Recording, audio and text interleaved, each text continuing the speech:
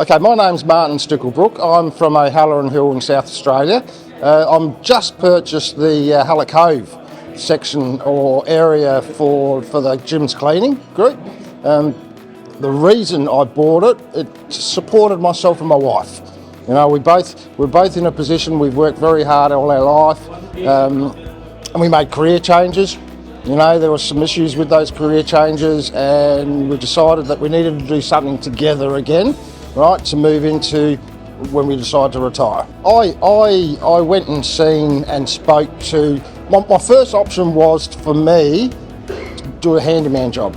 You know, good with my hands, good with carpentry, you know, good with a whole variety of tools. So my first thought was to go and do a handyman work. I do a little bit of handyman work for my next door neighbour, so I spoke to the guy in South Australia who's the only Jim's franchisee who does handyman, so I spoke with him and he said he was flat out. And then I decided, well, I'm going to take an opportunity, and the office for Jim's Cleaning is only 5 minutes away from my house. So I took that opportunity to go and see Shane from Jim's Cleaning at O'Halloran Hill, and spoke with him, and straight away, I was still thinking about, well, what's best for myself and my family? I look after my grandson as well, so what's the best thing for us to do for him? I can go work out by myself, that's not a problem, but that still leaves my wife sitting at home with, you know, looking at her fingers. You know, what sort of cleaning am I going to do inside the house before Martin gets home? So I thought to myself, and I spoke to my wife, and she said, yes, that's fantastic. Let's just do this together. We can work together. I can still have the options that if you're working beyond the hours of school, that she can leave and go and pick up my grandson and bring him back home, and then maybe come back to the job if required. I've done some training before coming here. I used to do a little bit of subcontract cleaning work with, you know, some commercial work at night. But yeah, I've done a little bit of work before that. How have you found the training? The training's been good. Yeah, the training's been good. I'm a little bit apprehensive on ovens.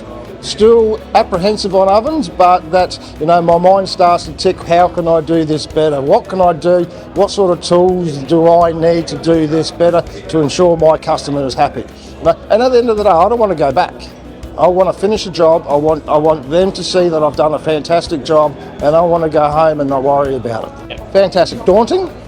The problem is that I'm finding is you eat too much, and then you sit in an auditorium and you just about feel like you want to go to sleep. It's true, look at carbs. I think Jim's a very humble guy from the first time I've met him. I was talking to him earlier when I first come in about a time in my life that I'd seen Jim's, you know, I think it was about 1991, 92, and I still remember this brown bricked house with a carport and a sliding door underneath that I'd pulled out the front of, and I was going to talk about a franchise, but I didn't go in. And in one way I regret not going in. I decided to go and do a little bit of superannuation and insurance through another organisation, and did all my training and had some clients going on, and then we had the 1993 crash. So that ended up an absolute disaster, and then since then I was a little bit stagnant for a while. I have had a chat to him at training. What did you speak to him about? I just spoke to him the same as what I said before, and just spoke to him about how great his empire is. Well, I shouldn't really call it his empire.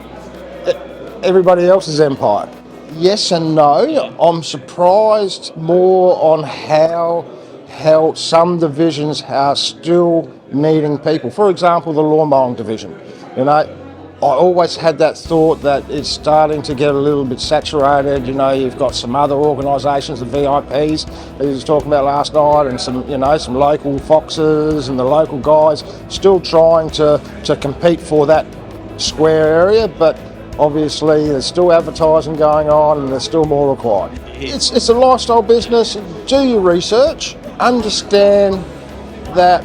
And I've done it before. I've worked for myself. I've established a business. You know, it took 3.5 years to get it to a standard where I was actually making an income, and that was hard work. And they were the days when we had to do yellow pages, you know, and radio advertising and all those sorts of things. But I did that by myself, and there was no support except for myself.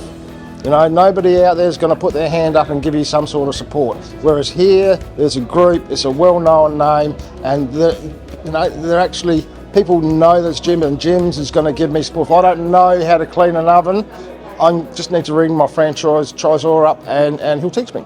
Or he'll show me a better way.